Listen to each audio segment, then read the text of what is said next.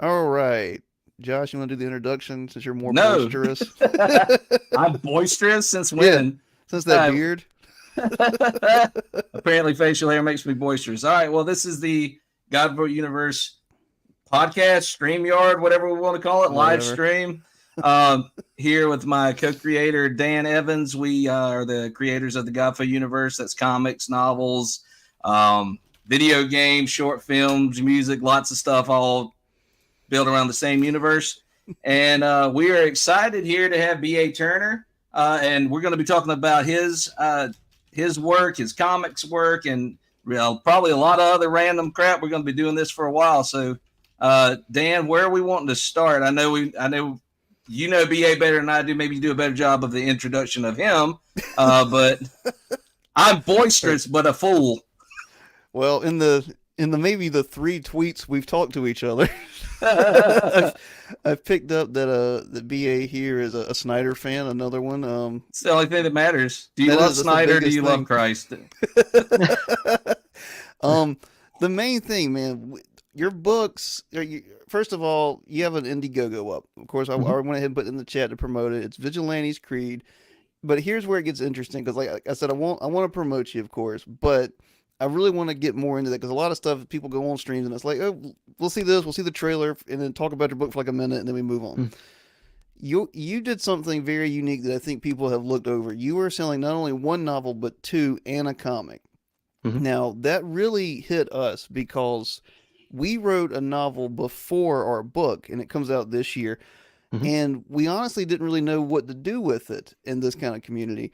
And this is one of the few times in my life, and this is what makes me happy and angry, where I'm mad someone beat me to something.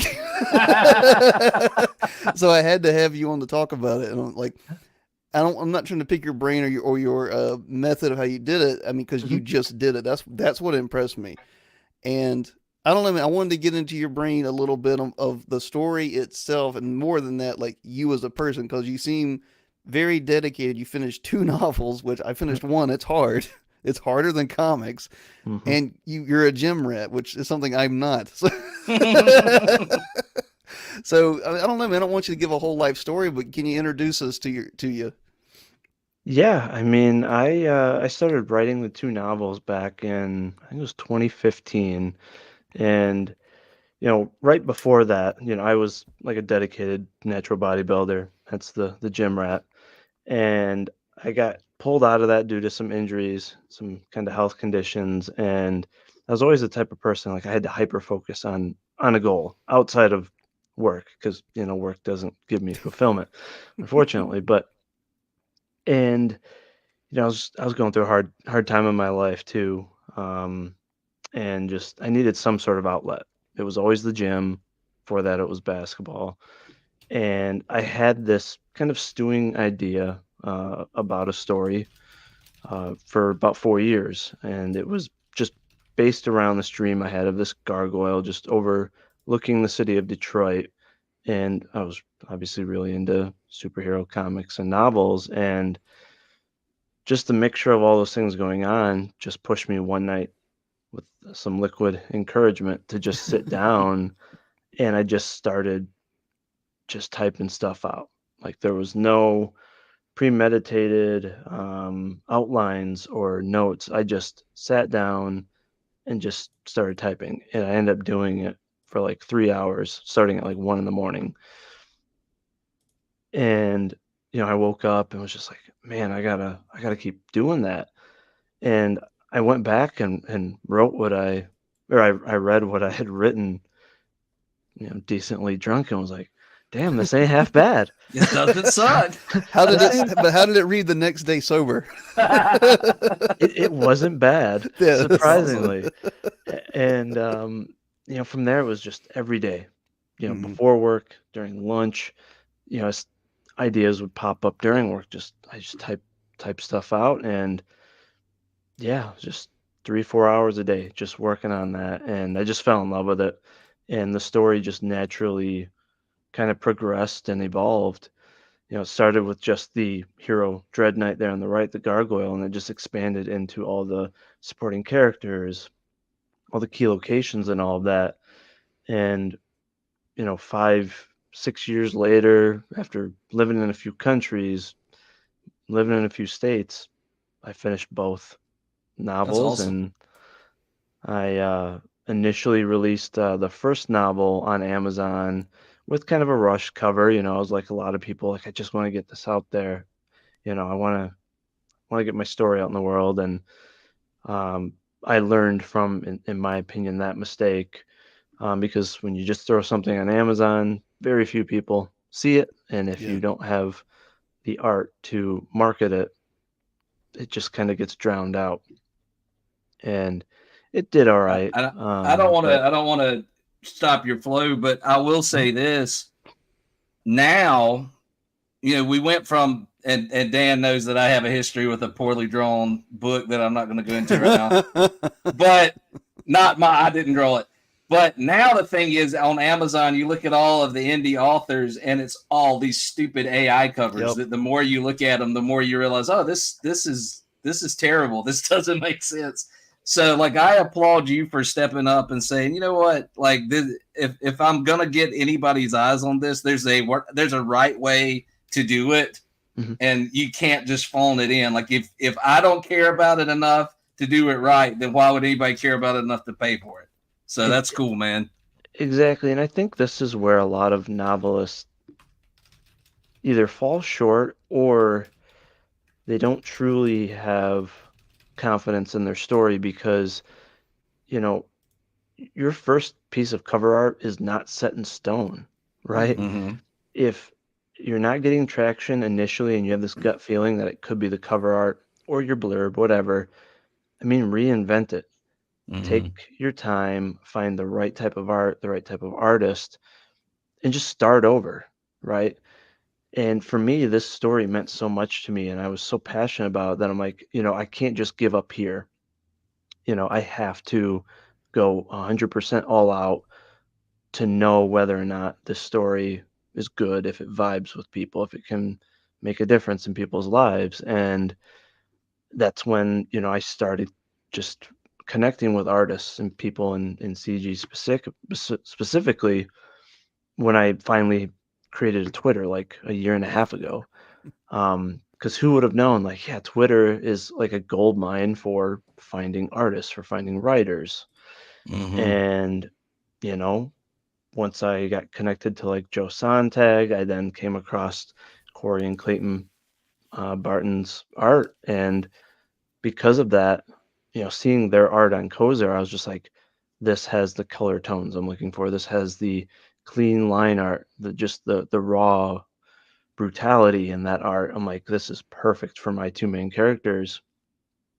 And once I got the first piece of cover art, I was like, all right, let's do the second book's cover art. And then after that, this is where it was like, I had that itch to do a full-blown comic.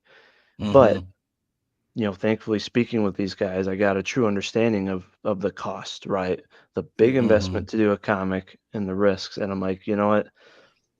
I don't want to rush it. And I'm also not a comic writer yet, right? I'm a novel writer. There's a big difference. We know this. I'm like, when I do a full comic issue, I'm going to team up with an established writer. I'm gonna do it all out, right?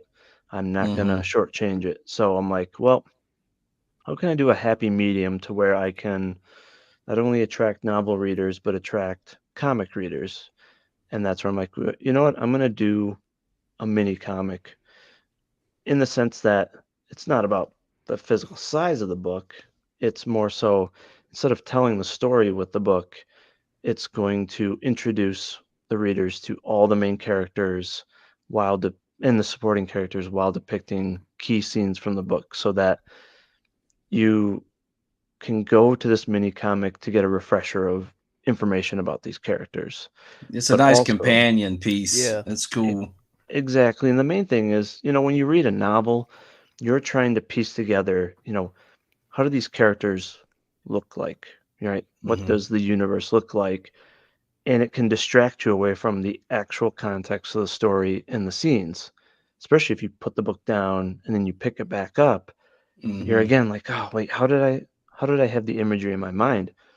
to me, this kind of solves this for folks because they can look at it and be like, boom, instantly, that's what they look like. And then when they're reading the story, they can play it out like a film because they can imagine it exactly as I intended the characters to look. So Well, that's well, and how I when you get have to a that. fan base that's, when you build a fan base that's interacting with one another, if they have a shared vision of what that stuff looks like, Mhm. yeah, it just makes it that much easier to market things to them because Yep. everybody knows what the characters are, who they look like. That's when, Iconography. yeah, it becomes that, and that's something that comics have always done really well is having very clearly defined designs for characters that everybody can wear on a t-shirt that everybody recognizes the figure, and like I already want a figure of this dude, like that's Mhm. awesome. Mm-hmm. Mhm. Yeah, Yeah, and that's I'm really like, cool, man. the other thing too is your cover art, even your interior art, right? It's your marketing material. You can reuse it and rehash it in so many ways Mm-hmm. to get in front of readers. But also, I'm like, well, you know what? At the time, and even now, like, I don't have a huge reader base or following. Use that art to broaden that follower base, right? Mm-hmm. To Mm-hmm. market it and also give people a taste of what they can expect from the quality of a full comic issue and the Mm-hmm. dedication so that when I do that full comic issue, right, they're excited for it, they're ready. I'm not unknown per se. Well, man, Mm-hmm. And I'm so, laughing because your yeah. mini comic looks better than most full indie comics. Yeah, dude, those pages are Thank those you. pages are tight, man. Yeah, those are interesting Thank you. layouts, good color scheme. That's Yeah. looking great, This man. It artist looks knows how better. vanishing points work. Yeah, Yeah, thank you. there's some really good stuff in there, man. Like Yeah. it looks better than your average Well, DC Marvel book right now. you did something Thank you. that we tried to do, but we did it a different way. We wanted to combine, like when we were writing the novel, it was like books, like novel and anime, blending Mhm, those two. You've done such a great way of blending comic and book, and that's what is interesting. But you've almost touched on pulp here, mhm, Mm-hmm. and I think that's really cool because I mean, here's why I think it's cool because people will talk about pulp now. I think Razor Fist is kind of bringing it back a little bit, mhm, and so they'll run with that and do pulp. What you've done is done something your own way that is kind of like pulp, mhm. and Mm-hmm. that's better than ripping off pulp. Yeah, it's really cool, Yeah. man. Thank So I love the idea of of a gargoyle type character. you. I know that Dan and I both loved the Gargoyles cartoon back in the Yeah. day. Mhm, And I know as a kid, there was a made for TV movie called Gargoyles back in either the late 70s, early 80s. I remember seeing it on TV one time. It was like this low budget made mhm, for TV horror movie about gargoyles that scared the crap out of me as a kid. It looks so stupid now. But like outside of that very obscure movie and the gargoyles cartoon, that's a very underutilized mhm, visual. Like we don't Mm-hmm. see a lot of gargoyle characters. You see mhm. Batman like posed on a gargoyle as part of architecture, but there's not a lot of gargoyle stories out there. So like Yeah. Mhm, I know you said you had a dream about it, but like mhm. what is it about the gargoyle as a character that drew you into that's what I want to build my world around and have be it's such a big part of your story. Yeah, I had the same mindset. I was always like, man, gargoyles are such a amazing looking creature. There's so many different ways you could create lore and tie it into biblical stuff, supernatural Mm-hmm. stuff. Everyone does a lot of vampire stuff, werewolf stuff, all that. That's great, but I'm just like, man, people aren't doing stuff with gargoyles, and it makes it a bit hard to market because I know the instant they do a live action Gargoyles movie, the craze will start. Yeah. Yep, And you got to be so, ahead of that wave. I may pick up more steam then, but it's like it's just such an amazing, character design. And I mean, the reason I went with the gargoyle was that dream was spurred from me actually getting a chess piece of a gargoyle. Oh, Ironically, cool. Oh, had the nice. dream after I got that first session of inking, and the reason I got the tattoo was I always like the kind of symbolic tie into Catholicism because a lot of Catholics believe they put them on the cathedrals to keep evil out of the church, Yeah. right? A Mhm. creature that's so scary and intimidating that it can even strike fear into demons or evil spirits. And I'm Mhm. like, I like that symbolism of like, hey, I'm going to put this, you know, onto my body as a way of like, hey, let's keep evil spirits, things out of the body. Yeah, especially when you tie that with the biblical statement Hmm. of your body as a temple. That Hmm. idea. This Yeah. is the guarding the temple, and you said it's a chess piece, so like literally kind of guarding the heart. That's a cool idea. Yep. And then, for the storyline, I took it a step further, with that same kind of core ideal of like this creature is, like Gargoyles did a medieval backstory with magic. Hmm. I wasn't a huge fan of the backstory. I was a huge fan of the creatures and kind of the core of the storyline, but I went a biblical route where it's tied into like archangels and the lore goes all the way back. Yeah. And so you get a really rich backstory, not just about the character, but about the creation of the grimoire, the statue that he's tied to, all of that. And Cool. so that opens up a lot of possibilities and a lot of symbolism.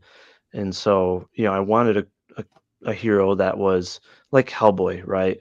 Yeah. Very Hmm. scary that people could assume like, hey, he looks evil, but in fact he's a pure hero and he's going up against a villain that does look like pure evil, and he is. So yeah, it was wanting to go that more biblical route with supernatural tie-ins, and yeah, just kind of connected to that, kind of my own personal experience. Nice. Well, man, I gotta give you props, man. That's why I wanted to do this. And I'm gonna lead off to another thing, but when I saw this and saw you on Twitter, I was like, this just took guts. Because first Hmm. of all, it just takes guts to write a novel. It takes guts to put one out. It takes guts to throw it on Indiegogo, throw it two of them, a mini comic, and then be like, and I'm gonna promote it to comic book people. Like, Hmm. and I saw Yep. you. We don't get into Twitter spats, but I saw you like just kind of politely going back with some guy that was. I think he's some Ripa guy, and he said something about like you didn't have success, and you're like, dude, I made like 7 grand on like my first campaign. That's an amazing success. And it's like, yeah, that's an amazing success, man. Like you hit something here, and I think your personality is a big part of it too, man. Like Thank you. you're articulate, you're well spoken, and I don't know, you're not leaning into the lower levels of stuff. Like you're not getting into Right. drama, and you're not lecturing people on how to do things. Like to me, Hmm. this seems very close to just doing art and putting it out, Hmm. Hmm. which and that will kind of go on to some of our other stuff we had planned for tonight. But I mean, that's what I'm looking for, man. Like that's what Josh and I talk about almost every day. Is just I just want to see art. Yep. Hmm. Yeah, Yep. and it's like so I don't want you to like spoil anything, but is this like a kind of a two and done? Do you have other books planned with the same the characters and everything? Yeah. Right now, my goal is to. I mean, I really don't have an end in sight. I mean, this duology does finish a storyline, but it leaves it open for more. And the immediate plans is to do a third book, which is a direct spin-off, Yeah. based off of a character that's introduced at the end, and it's going to kind of tie into more of a, let's say, like Suicide Squad type book, except for they're all pure heroes, and their leader broke away from the government and wants to correct the mistakes of the government. Oh Basically, wow. take out the worst of the worst, right, with intel that they learned from the government, that type of thing. So, Hmm. not anti-heroes, but a crew of true heroes, and it ties into these characters and the events that happen in this duology. And then at the same time, the goal is to do a full first comic issue with a long-term comic series if things go well, based Hmm. on this storyline as well as that. There's a lot of potential. So, and I could also bring that crew and do an even bigger expanded storyline down the road. Again, tying back into the gargoyle heavy interaction. There's a lot of things that I could do. So it's really the only thing I want to work on. Like I can't even imagine working on another storyline or genre. Like this is like everything for me pretty much. I love the tone of it. It scratches a little bit of that early Spawn itch, visually. It's really cool. With better writing. Yeah, with an actual good writer involved.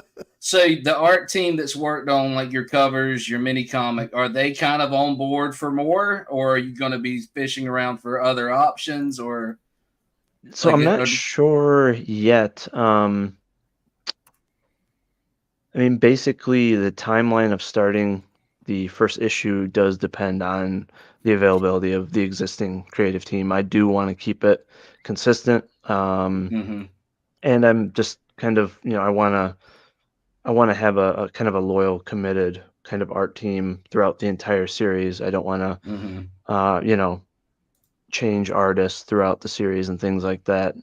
So I'm looking for consistency. So kind of depending on when they button up some of their personal projects and stuff, that'll determine how we kind of move forward. So, but in the meantime, I do want to maybe in the near term do some audiobooks, because that also opens up the market quite a bit, since I'm primarily marketing to comic readers, right? So yeah. Cool. What's up, Angus? Hey, not much. Just screwing around. How's everyone doing? Good, up, dude. Good. Angus, this is Josh, my artist. Oh, okay. What up? Finally meeting you. What's up, man? Oh, not much. Got that Yellowstone hat on, like he Kevin Costner or something. I actually got this for like $3 at the store. It was on clearance. Calling the postman because he dances with wolves. I thought you were about to say, I actually got this from Costner. I stole it from him. I actually really love Dances with Wolves. It's really a shame Kevin Costner's career. It's not that good, actually. Yeah, he's great when he's great, and then when he's not, he really is not. Yeah, he was great in Man of Steel and Batman vs Superman. So. Yeah, oh wait, are you a Snyder Tard Turner? We all three are. So you're in. Snyder fan. BVS is awesome, even though it's a very flawed movie. But you watch the Ultimate Edition, right? Because that's the only one that counts. It's like Lord of the Rings. I don't watch the theatrical cut. Once you see the director, it's like he only listens to the theatrical cut of Back in Black. That's funny. I need the 10-minute version of Whole Lotta Rosie. well, watch a live version. Yeah, you're gonna get that. I had a live DVD and album of AC/DC, man, and it rocked. It was awesome. Oh, To this day, that's still the loudest concert I ever went to in my life. Nice. My ears were ringing for like 3 days. Yeah. That and Gwar. I never went to Gore. I saw AC/DC and Kiss, and they were both really, you got really to see loud. Kiss. God damn it! I'm wearing a new Kiss shirt. Nice. He just tears it off in disgust. I saw Kiss on their 2001 farewell tour. Oh, nice. Oh, man. What lineup was that? It was the Psycho Circus original lineup. It was the whole original crew. Yeah, that was right. They had gotten back together, did Psycho Circus, and McFarlane was making toys of them. yeah, that was that's exactly back in the 90s, late 90s. Nice. Well, BA and Black, Angus, I know you guys kind of know each other because I've seen you both on streams and stuff, so I'm glad you're both here. I don't know. We just kind of wanted to do a deeper dive into BA's stuff because, he's on shows. I've seen people. We kind of want to break away from 17 people promoting all their books on one thing and just kind of do people do deeper dives and stuff. But yeah, man, the novels look great. What's their page length for each one? Did I just skip over that? Both are around 250, and then nice. There is a duology option which has the Joe Ball cover, and that's an even 500 about. Nice. Awesome. That's 75,000 words. Well, actually, no, that's the thing. These are actually comic book sized. Oh, wow. So they're very, very big, which makes it a more comfortable read. They're huge. Larger huge. Font. Yeah. So I think in total, both were around 85 to 90,000 words each. That's God impressive. dang, son. Yeah, you got to be like Trump, a where it's lot. we have so many words. We have. You're not going to believe how many words we have. Some of the words came from China. Yeah, yeah. The biggest words. Yeah, with your artists here, especially Joe Ball, you really did find someone to articulate your characters very well. Exactly. Yep. So how did it feel the first time they sent you like even just like the line work for those characters? What was that like for you? Oh, it was awesome. I mean, that was what was cool is, I know a lot of people like you may have to do a couple different iterations of characters, but I mean, I gave Corey a lot of material. Like I literally took a ton of reference material, made like a collage, PowerPoint, like I want the face to look like this, mixed with this. Like I went all out and It's just he all pictures of literally, Nancy Pelosi. yeah, with pigeon wings. but As every long as you get single, her milk bags. yeah, but every single character that you see is based off of his initial drafts. Like every That's single awesome. one, which he just knocked out of the park. And when he did that piece right there was the first piece he did, and it was just like it was even better than what I had imagined in my mind. Like it really like captured the essences of the character. So it was amazing. Well, and I'm sure I come from I do write. I do short stories. I do like to write, but like I'm coming from an artist background. It makes all the difference in the world when the person you're working with knows what they want Mhm. and can Yep. communicate to you. This is what I see in my head. This is what I want. Mhm. I've had so many times when I've been commissioned for work and the people don't know anything about their own characters. They have no idea what they want it to look like. They just know they don't like what I turned in. I'm like, okay, well, you didn't tell me you wanted it to have this or that or this. Man, that's awesome that you went into it prepared, knowing what you were looking for. Mhm. And because of that, you got something that turned out awesome. Yeah, Mhm. who did the trailer here? Von Klaus did the Okay. kind of the core of the trailer, but then Jimmy Reyes did the intro and the outro. So Yeah.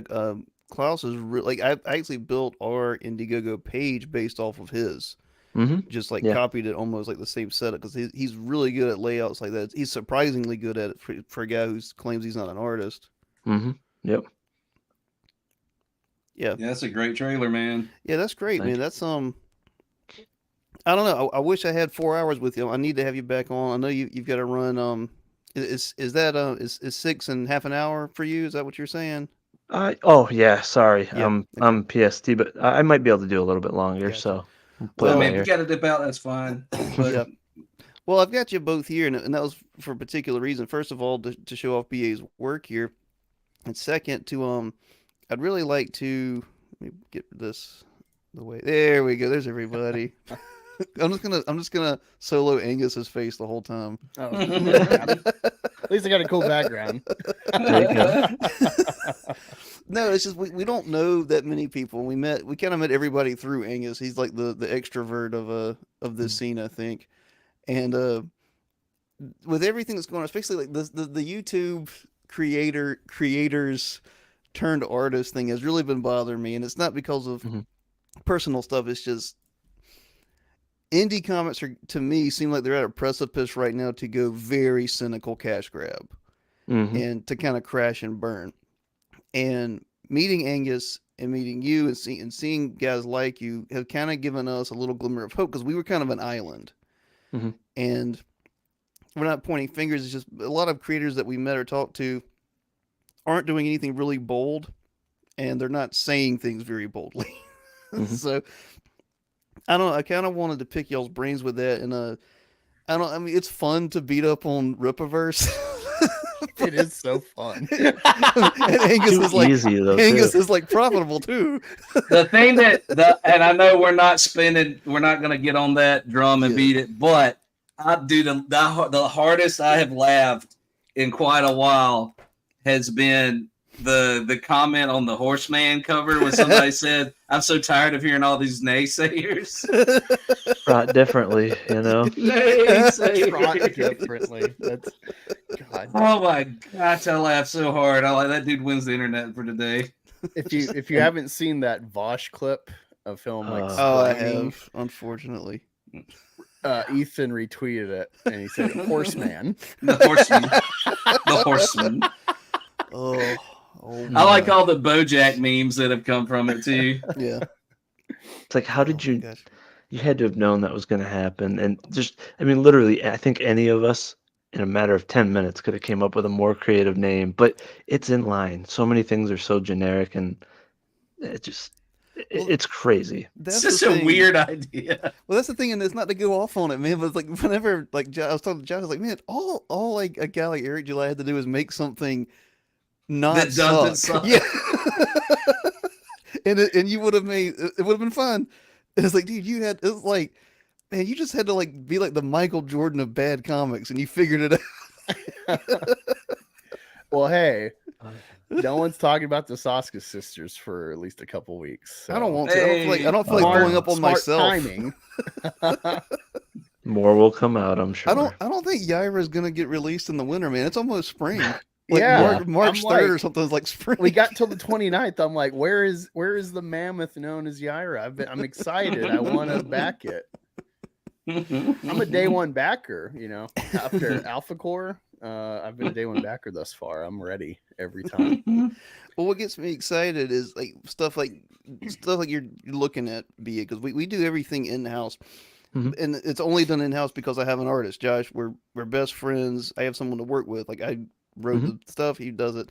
But you've made so many connections already and made something that took the best of multiple people, and that's what's so impressive to me. Is like because sometimes like artists will do covers for other artists, other comic book writers, but you've melded genres here, man. You've also showed artists that they can expand too, and writers and they can expand. I don't. I can't.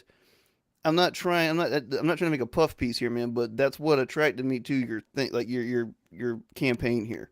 Yeah. Is that it on multiple levels? Like this is something that's actually artistic, and it's I don't know. You're bravely trying something and be like, I don't care if it fails, and then it didn't. Well, and see, it did here's gangbusters. here's the thing too. If you were working with a publisher, if you were working with a publisher and you floated the idea to a publisher of what you were wanting to do, they would have told you not to do it. That's ridiculous. That you can't do it. Oh, they wouldn't have let me do any of those. Yeah, they cover would art not have pieces. let you do that. And that just goes to show that you don't need that person at the top telling you what you can and can't do. You know what you've got A inside. wife? You know what you wanted to do. Like you had a vision and you made it come to life. That does. You can't do that without throwing a bunch of big dick energy. Like it just because anymore, like Dan was saying, so much of indie comics, it doesn't have legs. It's either a parody or a one-shot, one-off thing that's headed nowhere, or like, do we really think we're going to get 20, 30 issues of Alpha Core? I'm hoping. Well, No. even Black Angus, like, you told me, I'm saying even because this is how you said it. You said you came up with Meth Gator as an idea, and then you very quickly started to care about it. And I was listening to your recent stream today, even with BMT. Is that his name? BMT? Yeah. Yeah, and you were laying out even more of it. I'm like, man, Angus is building a universe here, and like you seem excited about it. Yeah, it's crazy because I did not expect. I mean, comic scale. I'm a YouTuber. I'm a fan of Minister. Star Wars. I never expected to, go from Faller to like hopeful creative. You're the Batman meme where he's like, I didn't count on being happy. And now I got like a spin-off character that could be its own. I'm not even going to gender it, but it could be its own thing. Long It's on term. Horseman. Does have legs. Calman. It's Calman, as in Calman and Hobbes. But yeah, no, it's just like I don't know. It had like a interesting idea. Then you start trying to think out more to make it make plausible sense, and then it's like, oh, okay, well that works. And then the idea grows beyond you. Yeah, that's the wonderful thing is like taking on something that's bigger than you, and you have to grow to it. And that's the whole thing I keep seeing people like with the death of the artist or the death of the author type stuff, and people trying the identity politics stuff. People trying to put like no one a lot of people, I shouldn't say no one, a lot of people don't want to engage art as if it's bigger than them, even when it's something they didn't make. They don't want to change to appreciate it. And Angus, you and I have gone back and forth on some of that stuff and fun. Like, I loved having that talk with you where you were just like, fuck talking. I mean, I love talking. No, see, it's a very overgeneralized thing. I love Yeah. the movies that are based on Tolkien's work. I think it's phenomenal, and there's a real heart there from Tolkien himself. Yeah. But my whole thing with Tolkien versus George R. R. Martin, or like Star Wars even, is like, all right, if I'm in Star Wars and I'm like, ooh, the Acklay, the crab creature attacks Obi-Wan. What's the backstory? Where is it from? What's its habitat? You know, it's just a creature in the world. It has its own ecology, etc. It's brought to an arena like the Rancor. It's out of its set universe, brought to another one. When you dig into anything Lord of the Rings, it's just, oh, that's a demon. Oh, that's angelic. You know, it's just Bible shit. It's just angels and demons. Everything just ends up black and white. I get that there's like Saruman's awesome, but if I'm just trying to be succinct, it's fuck Tolkien versus George R. R. Martin, because George R. R. Martin is definitely a student of Tolkien, but it's like the Beatles are great. You know, they set up so much, but fuck the Beatles. That's where I'm at, because they're so overrated. And Nirvana, while we're on that topic. Oh, definitely Nirvana. My thing, what I'm trying to say though is when you said that, the way you were talking about the way you were describing Tolkien, you realized that you had to engage with Tolkien. Yeah. And he's got a great universe. It's just, it's so finite because it's stuck in his Christian, you know, it's just.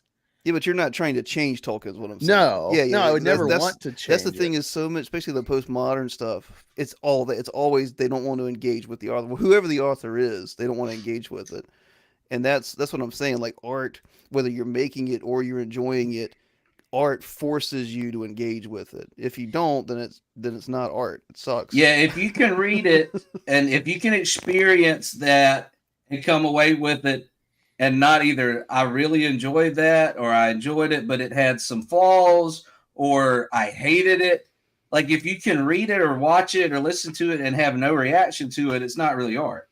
Yeah. Like it's got to leave you with something. Like if it's just bland, you know, celery with like what's the point of consuming it? Yeah, I'd say like Last Jedi is art that I hate versus Captain Marvel is nothing. It's corporate. Yeah, it has no balls. It's saying nothing. Well, and that's why I love Snyder films. Yeah, right. Because like even if you don't like a darker DC story, all of his films make you feel something. And I enjoy the surface level Marvel films. Don't get me wrong, but I don't feel anything. Like there's no exhilaration. Like you don't connect with the characters, but in his films, like you can kind of feel the pain of the characters. You can relate to them, and that's why I loved them so much, was because they were so relatable, and he made them so intense and non-surface, level. So, well, and even the people that come to Snyder and say that they don't like his films. I've found very few people who don't like Snyder's films that can't at least say that he is an absolute master of the visuals. That's for sure. You know, and like the way he composes a shot and the way the slow-mo and stuff may not be your thing, but that man can make an absolutely beautiful tapestry come to life in a film. And as an artist, I watch his movies more as an artist than I do as a viewer of the story anyway. That's the big thing that I love about his stuff is like, it just, that opening sequence on Krypton and Man of Steel is the coolest like sci-fi movie I've ever seen. It's pretty cool. It's just, it's like straight out of a heavy metal magazine. It's one of the coolest things I've ever seen when Russell Crowe jumps and lands on the dragonfly thing and then it looks like Apocalypse Now with the sun. That's the coolest thing I've ever seen. I don't know why he's holding this little skull, but it's awesome. Really quick, what was the point of the penis rockets? Was like they actually did explain some of that, not in the movie, kind of in the movies, because no one had bred naturally for like 2,000 years. So like they were like a sex repressed society. Oh, like Japan. Yeah, but I say just like look at Japan's Yeah, festivals. Japan has like the craziest, fantasy, we'll say, because Mhm. they're so literally incels as a society. It's an interesting place to walk around, dude.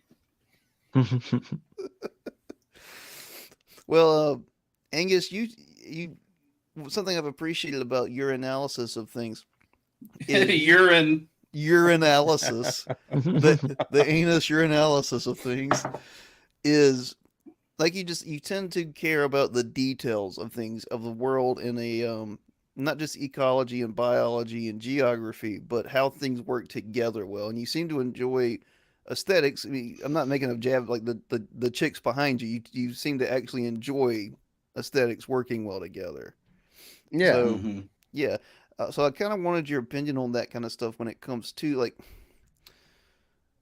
the next batch. Like I said, I think comics right now is at an inroads where we could get something like that. We could get artistic, dangerous, bold things that are aesthetically pleasing and daring, or we could get cash grabs.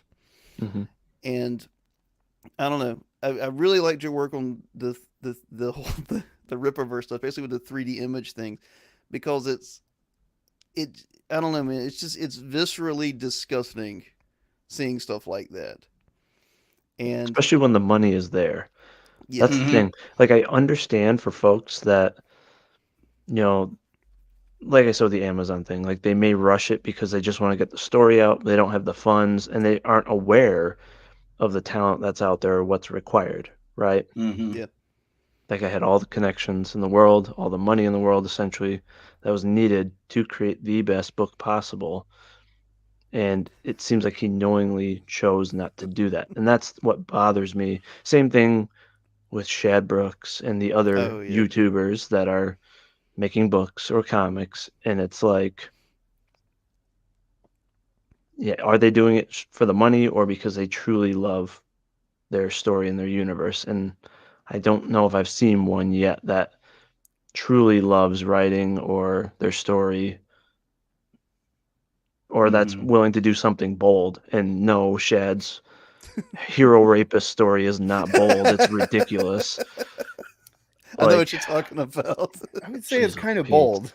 Yeah, It's bold, but it's he's stupid. like taking a Not a dump on hero. like a Mercedes is bold. It's just Yeah. But you can do stuff like that when you know you're going to make money regardless of the story, yeah, you Yeah. know? Well, I mean, that's the same thing we see in Hollywood. You get a movie like Godzilla -1 that was so incredible and it was made for like $10 million. And then Mhm. you get a $250 million tentpole film that nobody cares about because it's not a good movie. Mhm.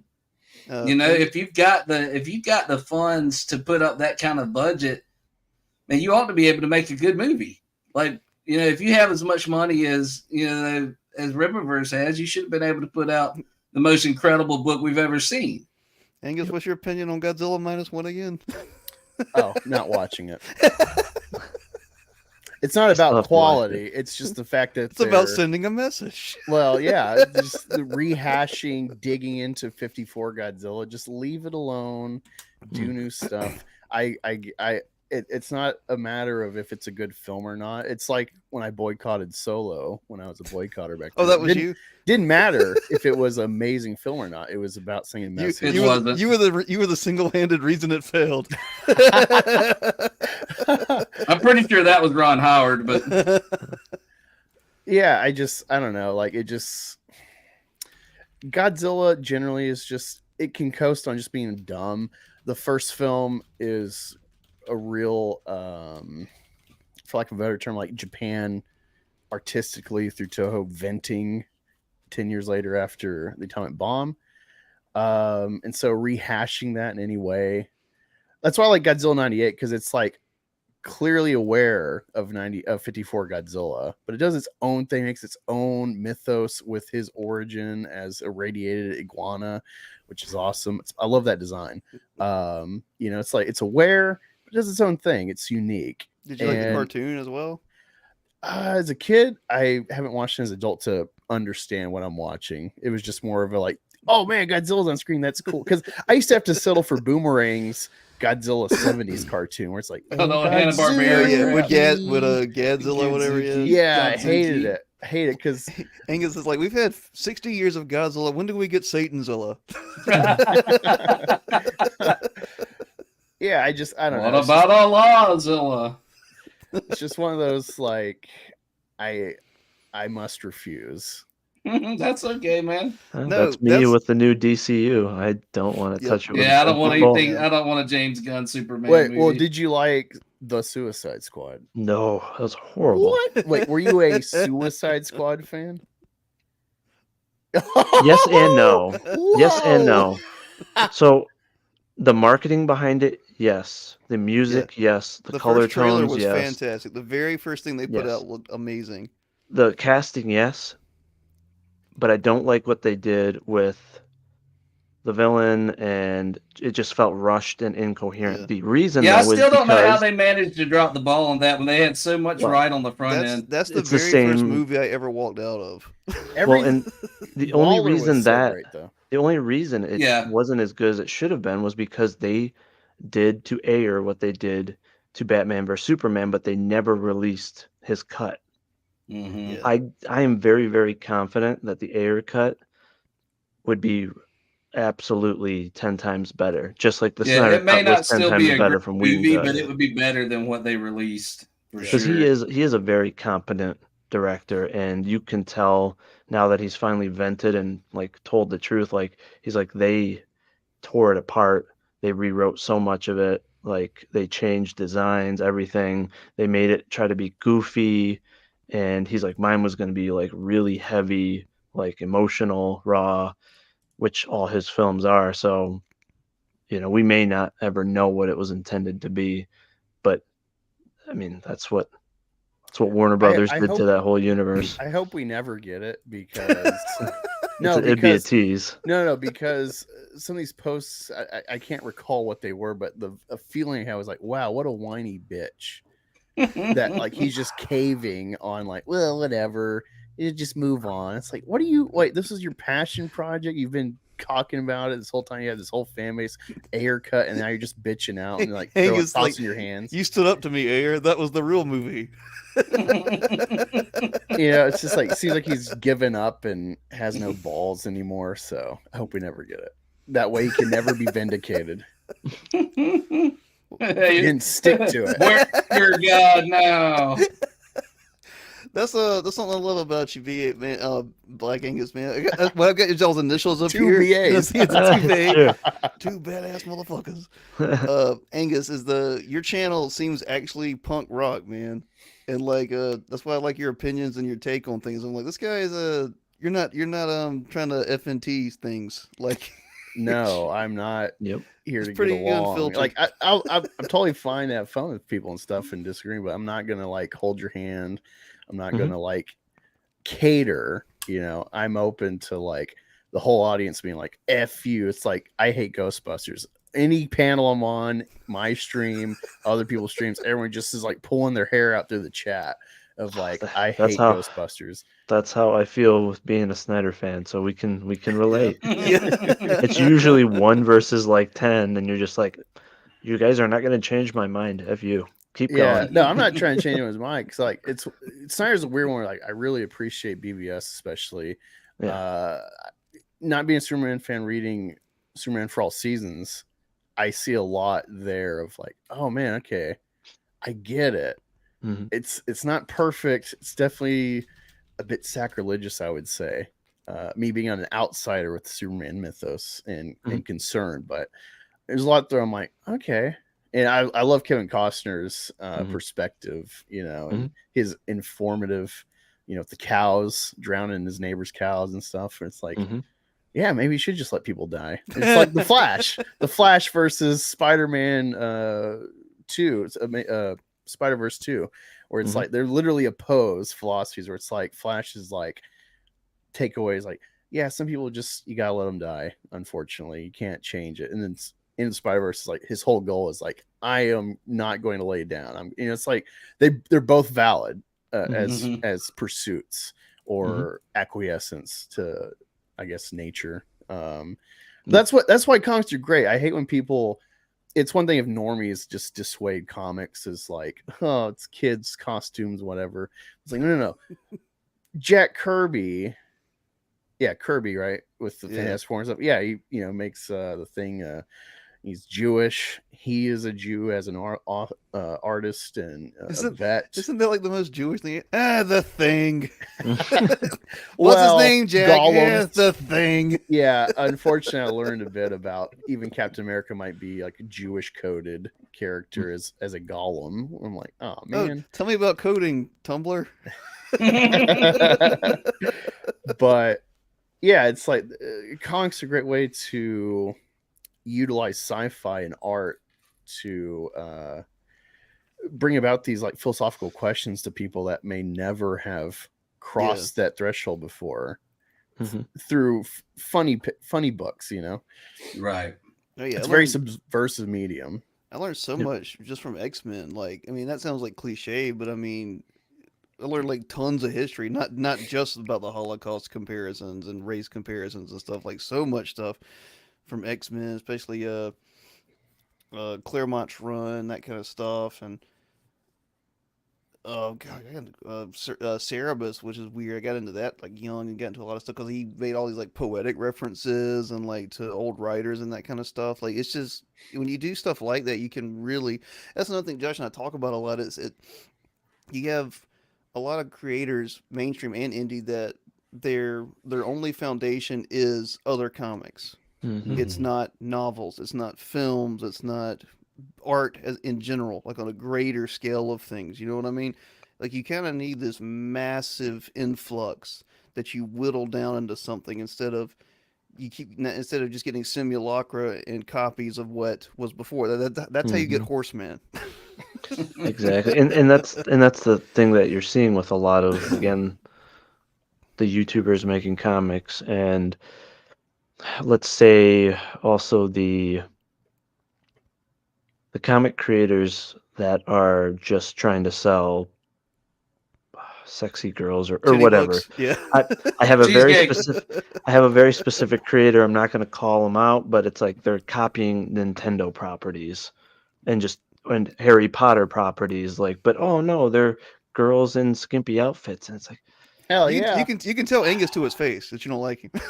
No, it's not. No, I'm not talking about him. I think I know you're talking about that one reference. But it's like no beef with the guy, but I got it. Yeah. Now, if you're honest about it, it's like, yeah, I'm trying to, I'm trying to make a profit, all of that, no problem. But when you're trying to kind of look at it. I don't know what you're talking about. Angus has every book ever made. He's got like a grimoire over there. I mean, my only issue is if you're trying to pitch it as, oh, it's so creative, it's so unique, and it's not a copy of this or that and the other. It's like, I mean, just, are you serious? Yeah. Like, and don't try, and those people will also be like the ones that are trying to teach everyone. Like, this is marketing 101. This is the blueprint, and it's like, you're selling titties. Yeah, exactly. You see an opening, which is a great marketing strategy. Yes, you saw an opening. I can respect that, but don't try to pitch yourself as being like this artiste. Right? Yeah, it can be so much more than that. The first thing that I remember reading that, and of course you had that comic there. Sorry, I read comics. I'm blocked by him. It's all good. I actually like the comics that were like more, but I remember reading the Max when it first came out. Mm-hmm. And here's a main character that is homeless, probably schizophrenic, another main character that's a social worker that does not have like conventional like beauty standard type things going on. Yeah, she had a paunch belly. Yeah, and like body hair. There was all this stuff like subtle, that this Mr. Gone might be a rapist, and like there was just so much about mental health, and like that book, like if you first glanced at it, the art style was so wild looking. That's what got me in was that cover of him with the big claw middle fingers and stuff. But like once you got into that book, you realize this dude's tackling some and stuff I've never even thought and he about. printed it they were like this big when Yeah. they first came out. There were these tiny comics that he like self-published, and I had one of the original run. It made me really happy to get my hands on that as a kid. I didn't mean to interrupt you, Josh, but like Sam No, go Keith for it. killed it. No, it was, and with that, like he dealt with like trauma, because that's such a stupid word now in art. But he did it. He understood it, presented it, and did it artistically. Mhm. Now we get a lot of that stuff ever since like the Steven Universe generation, where everything's about trauma and it's so heavy-handed and it's all, and that people think that's what's deep. It's like so many people, if you read anything or you watch anything from the past, so many people understood concepts we struggle with now or try to promote now. They understood it so well that they did it better. And Yeah. instead of taking that baton and running with it, so many people have regressed Mhm. every art form. Yep. It's Well, like, it just becomes yeah. this virtue signaling kind of thing and Yeah. buzzwords and stuff instead of actually just writing a good story. And Mhm. that's a piece of what that story is. It's not the whole story, and it's not the reason you should buy the book. But it's comic books. I do agree with Angus that comic books get away with dipping into things that maybe you wouldn't expect just because nobody's paying attention, right? Like you can Yeah. get away with it in a comic book because people don't expect it to be that way. And then when you do hit that like really deep vein of something, it really makes you love that book for the rest of your life. Yeah. You'll read it again and again and again. It's the reason why Alan Moore is insane, but his Swamp Thing run, that was the most metaphysical, like out of body experience ever, reading that for the first time as like a 9-10-year-old kid. And like it was so like psychedelic and crazy. It's like a trip. Then he has and- those weird filler issues like those little alien people. Yeah, there were moments, but man, on the whole, that book was like, and it dealt with sexuality in a really interesting way, and like it was just blew my mind. There's Well, a lot that's of- yeah. Well, that's why I think Watchmen is so Mhm. pivotal. Is it did tackle different issues. It brought up political issues, which I think at the time it was really important to expose people to the corruption and evil of American wars and all that. But having that battle between anti-heroes, confused heroes, and then few pure heroes, it really had a nice balanced approach, but it exposed people to unique ideas and unique approaches. And not everyone, but some people really like to shit on Moore and blame him for the current state of comics and creations. And it's like, guys, no, it's the people that have tried to copy and paste that, Mhm. Yeah, but do it it's in people lesser learned the form. wrong lessons from Watchmen. Because Miller did the Exactly. same thing, and he Yep. and he pulled it off as well. And he redefined two of the greatest characters. He made them two of the greatest characters of all time between Batman and Daredevil by doing Without just deconstruction or destruction, really, not even deconstruction, but Mhm. without destroying the archetype, he created something that was really amazing with characters that were like I didn't care about Daredevil until Frank Miller touched him. Nobody did.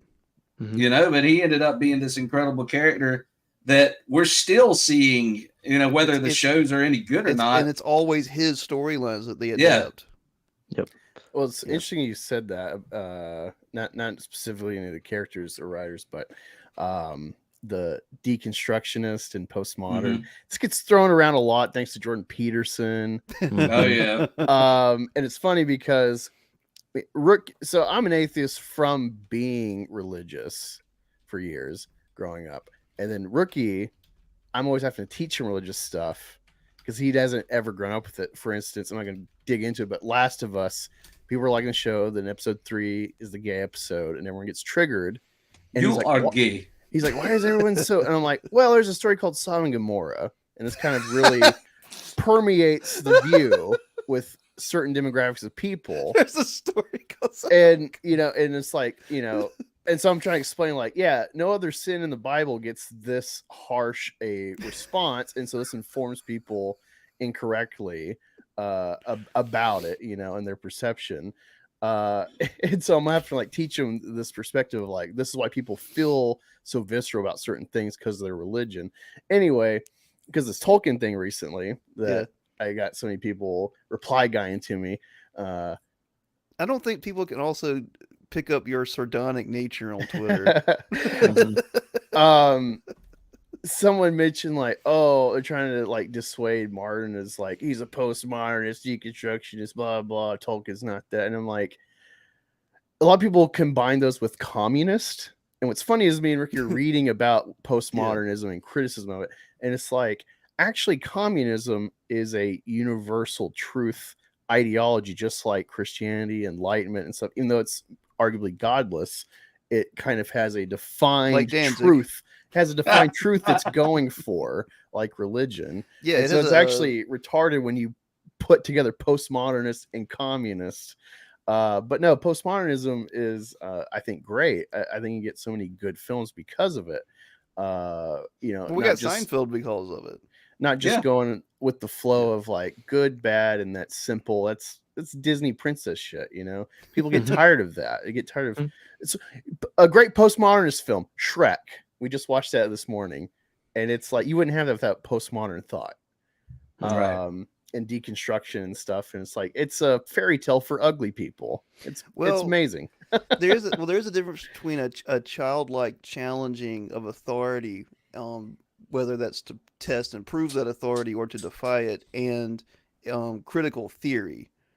Or critiquing, and there is a difference between critiquing something to destroy it and pointing at something at its absurdity.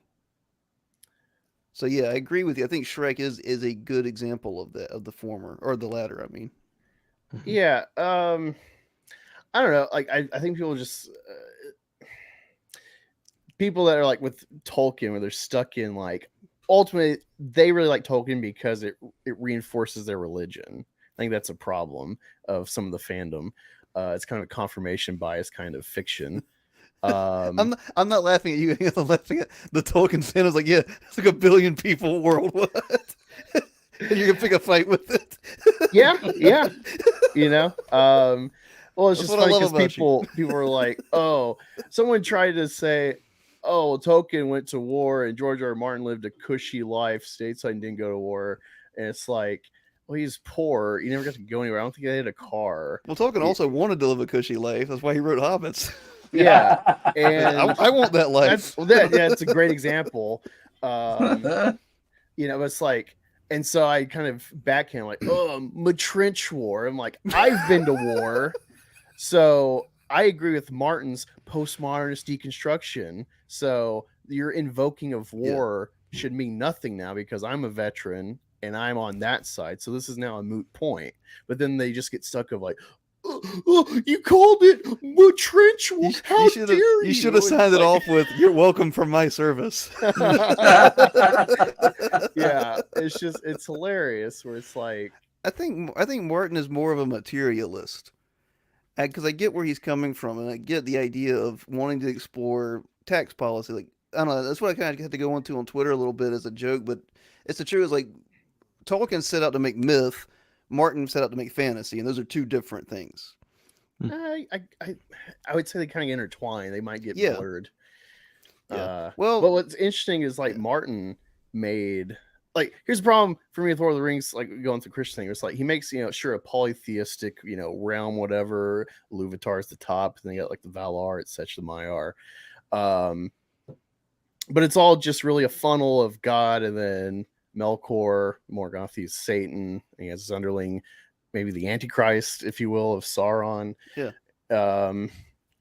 Martin makes multiple religions, and the least valid is probably the seven, which is actually not a polytheistic religion. I learned this recently. It's actually supposed to be a one with like 7 fragments, if you will, like a trinity, or more of a Gnostic kind of idea. And you got the Lord of Light, who clearly its practitioners have real things happen, like Melisandre bursts a demon or a shadow, whatever, and then also can do all these feats thanks to the Lord of Light, it appears. You got the God of Death and the assassins. Yeah. You got the Night King is from the what are the little people in Game of Thrones? We call him the Night King here. The tree folk people, whatever. They made the Night King, but they're real entities, and they got like I don't remember what they call them. Yeah, it's gonna bother The me. Children of the Forest. Children of the Forest. Yeah. Children of the Forest made the Night King. He's a real like deity entity in the north. Yeah. And they're real. The Gods Woods are a fragment of that real old religion. They're all valid, besides the new one of like, which is more or less Catholicism in this world, the seven. And it's just very interesting to me, where it's like all these religions have at least fragments of reality vying for control against each other, and they got their practitioners that validate it. Yeah, it's more Lovecraftian in that sense.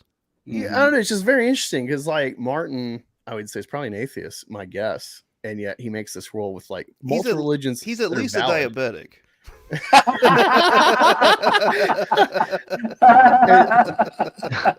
and he never digs into purposely. He never digs into like full validation or discrediting of any of it. And it's like, I don't know. It's just there's a I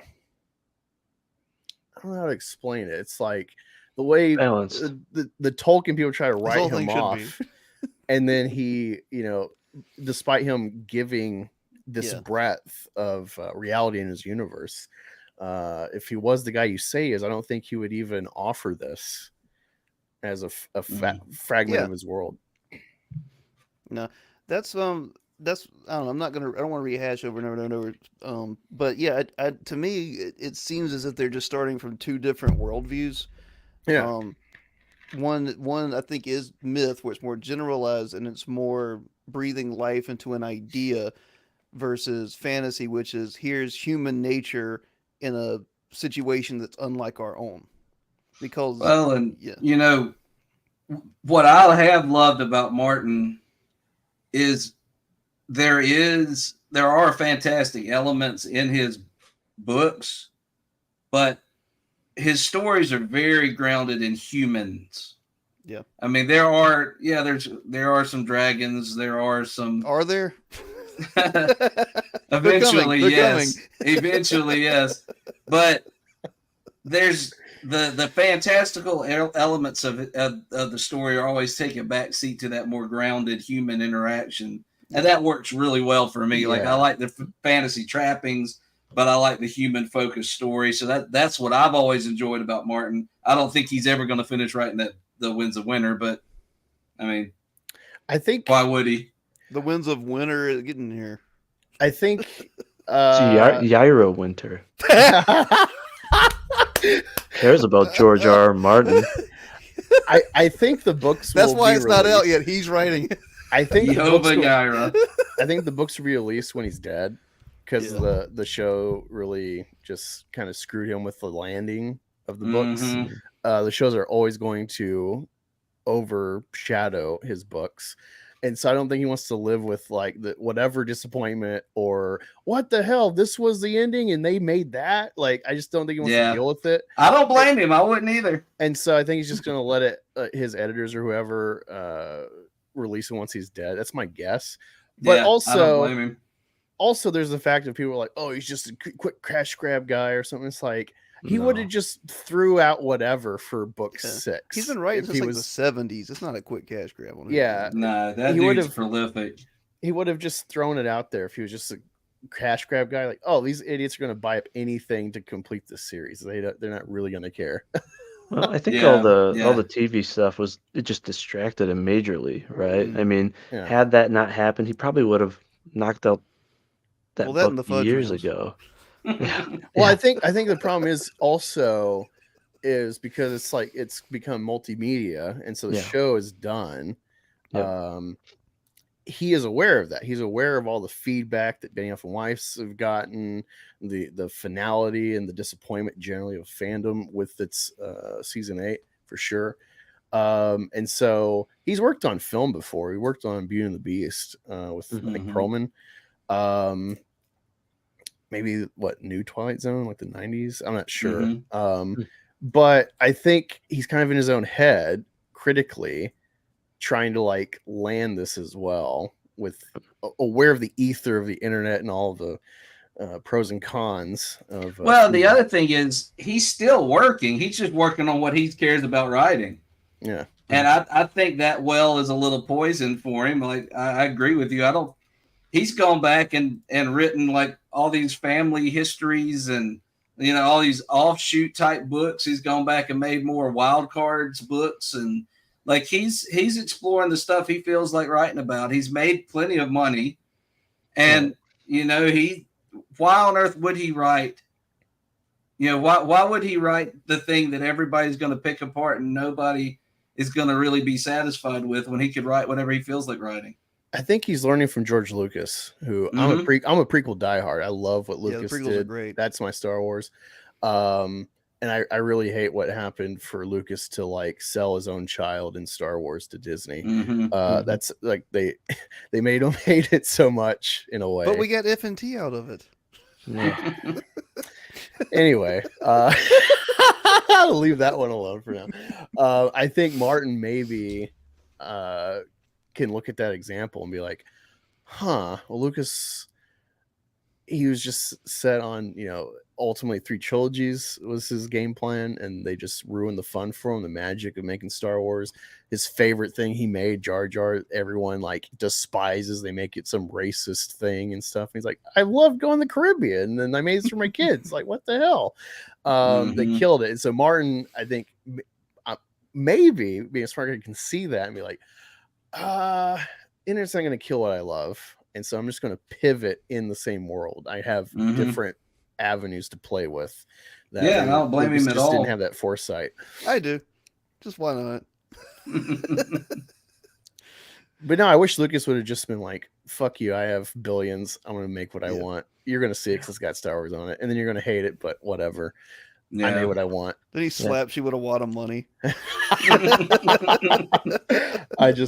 Lucas is my Tolkien, if you will.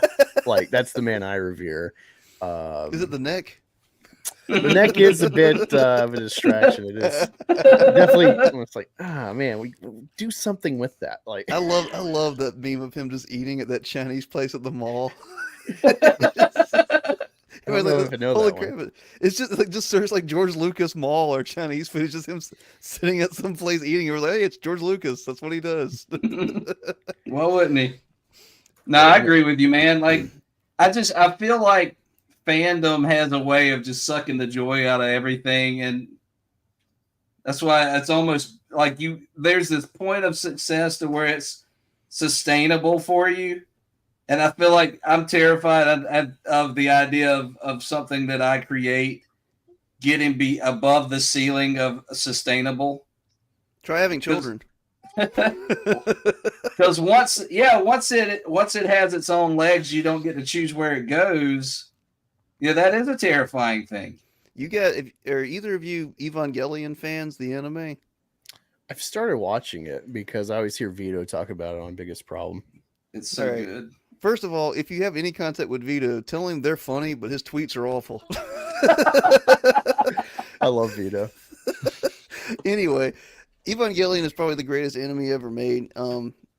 People consider it like pseudo-intellectual BS, like in your head. It's not. It's all heart. Like people who are trying to analyze it, you're doing it wrong. You enjoy it. But people compare the redhead to Nazi, and that really interests me. It's just because she's German and racist. See, that really interests me. It's like I got back in Attack on Titan. Well, then you're gonna love her. Yeah, people were like, "Oh yeah, Aaron becomes Hitler." I'm like, "Oh, well now I gotta finish this show." And then it's like a little too on the nose. You're like, "Oh." I'm like, "Right on, man." Well, what I'm saying with that is he ran into a similar thing too, where like it hit Japan like a nuclear bomb. Like it really it went crazy over there, like so much so that he like had a mental breakdown and had to like redo everything.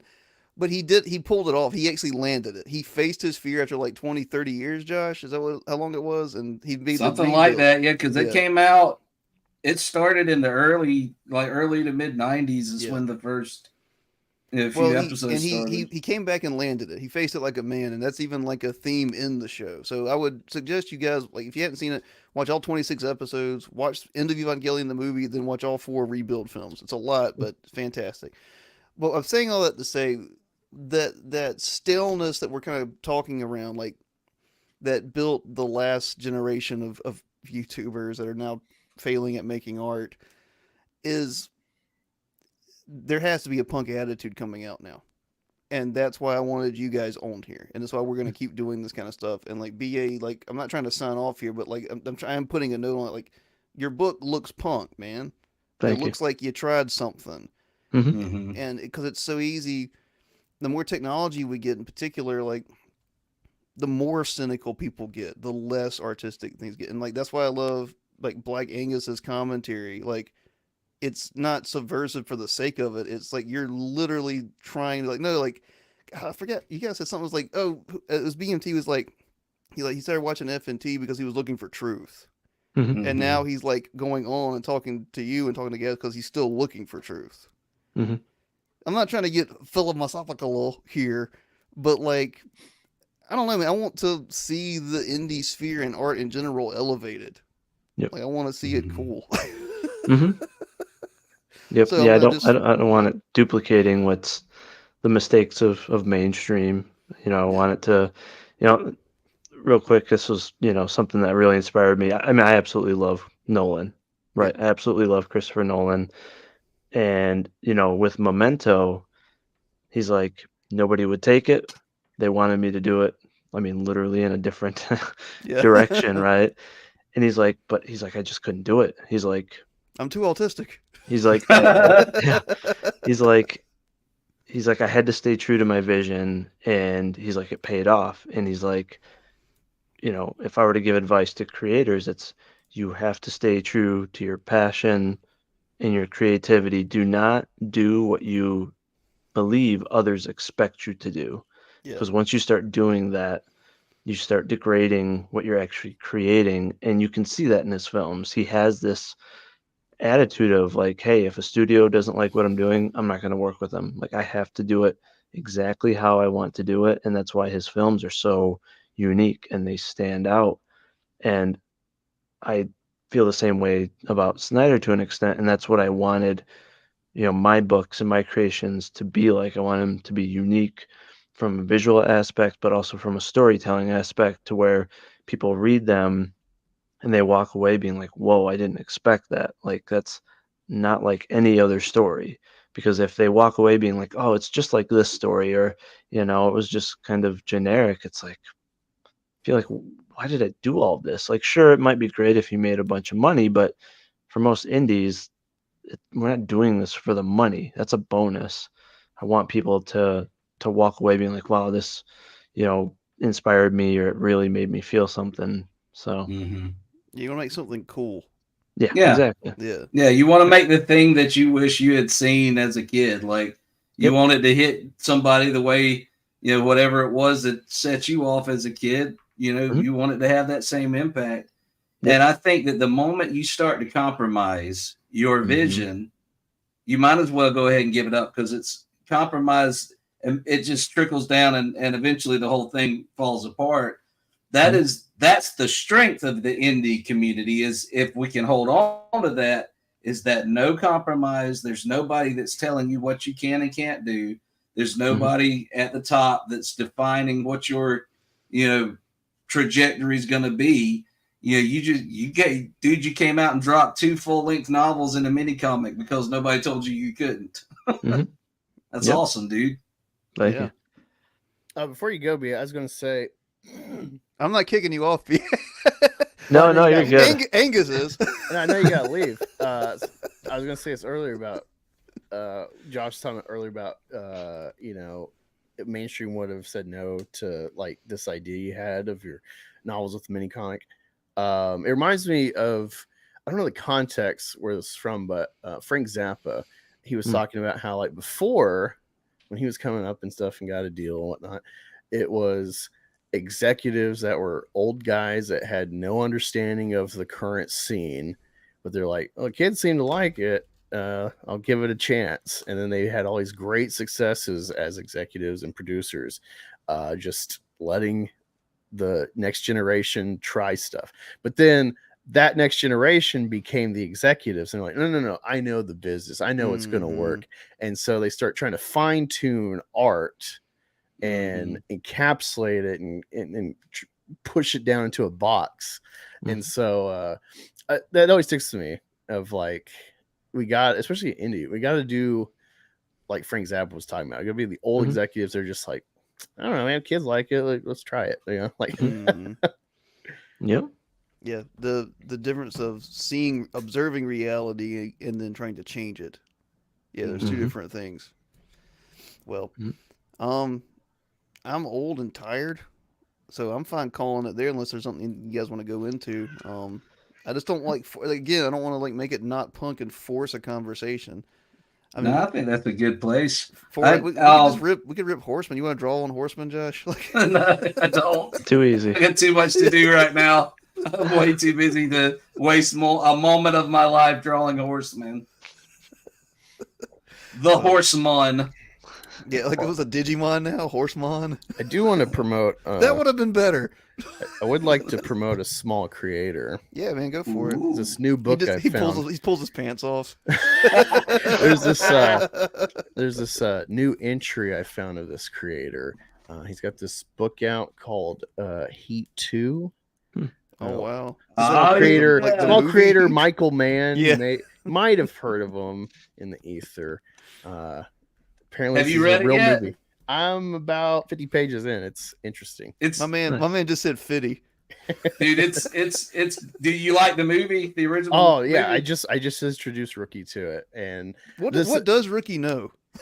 he's a rookie, so he has that excuse for all time. I love that guy. If you like the movie, you're gonna enjoy that book. That's a really yeah. good book, man. Well, I've watched it like probably 4 times this year or into last year. But what's interesting is watching behind the scenes of like where Heat's come from with Man. It's based on like a real criminal who got gunned down by a cop, and they met and had this conversation that Neil and Hannah had. But I love it because watching Man talk about it's kind of reinforcing my whole perspective where I'm like kind of anti-Tolkien, or it's like, yeah, Neil lives this life of decision and stuff. There's no bad fortune or fortuitousness. It's all like built off your decisions. It's a very brutal perspective, very honest. Is that with 2 O's or 2 zeros? Brutal. Yeah, and I just I don't know, I really like it. So I'm very interested to see where he takes us with Chris and hopefully Charlotte. Wherever it ends. I know it's like a 12-year story, 14-year story. I like to promote this little book called the Silmarillion.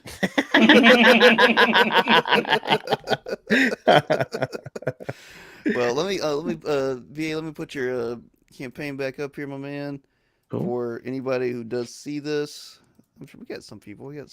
I guess we're just not whoring ourselves out like Angus. Oh, I whore myself out. I'm just not as industrious as you. That's all. So, everybody, if you haven't already, go ahead and back Vigilante's Creed. It's 2 novels and a mini comic. He's got some of the coolest art in the scene. He's got, I mean, the man's given you a ridiculous, like 600-700 pages to read. Like, you get 2 books for this, and there's like a lunchbox. You can get a lunchbox. How cool is that? Is that metal? Yep. Yeah, it's like, yeah. See, it is. There's puzzles too. It'll survive your atomic bomb training in elementary school. Yeah, and then anyone that's interested too. I mean, everything's in stock, so I ship everything out within 2 days. So Nice. there is no wait, and yeah, tons of possibilities. There's a lot of options, and you also get a lot of free prints and bookmarks if you get any of the bundle packages, trading wow. card. So it's literally like the main perk at the top. It's a 4-pound package. Nice. That's so what she said. Yeah. I was like, I got a 4-pound package for you. What you should do is finish the Winds of Winter. And Yeah. as always, Apollyon 20XX, Live Not by Light. yeah. We are in fulfillment, guys. The physical book should be here this week. Is that right, Josh? Supposed to be the 15th. So yeah. So this week, those are going out. If you ordered before it closed, it's in demand now. You get a free poster and stickers, and we are sending the digital. The digitals have all been sent out except for like 2, because Indiegogo makes us have like a 10-day wait before we can lock the perk. Nice. All right. So you're gonna stay in demand for a bit? Yeah, That's the plan. Yeah. Yeah, we're Nice. gonna Yep. we fulfill, but I was gonna set up a shop on our website. We're like, well, In Demand's already doing it for us, so Mhm. why bother Nice. that? But Good stuff. BA, Well, thank you guys for Yeah, we'd having love to have you, us man. on. Yeah, Yeah, dude. It's been nice to always meet glad, you. I'm man. looking forward to seeing more from you, dude. Yeah. Absolutely. Yeah. Thank you. if you guys are up for it, next time we want to just talk shop, I'll hit you up, some other people or something, and we'll try to. I'd like to do more of this. I'd like to do some more in depth stuff and actually talk about stuff that means something to me Yeah. instead Same. of Josh's Oh, yeah. cornbread recipe. Oh, now you're making me hungry. All right. Well, thanks again, guys, and we'll talk to you later. All right. Take care, guys. Thank you. Peace.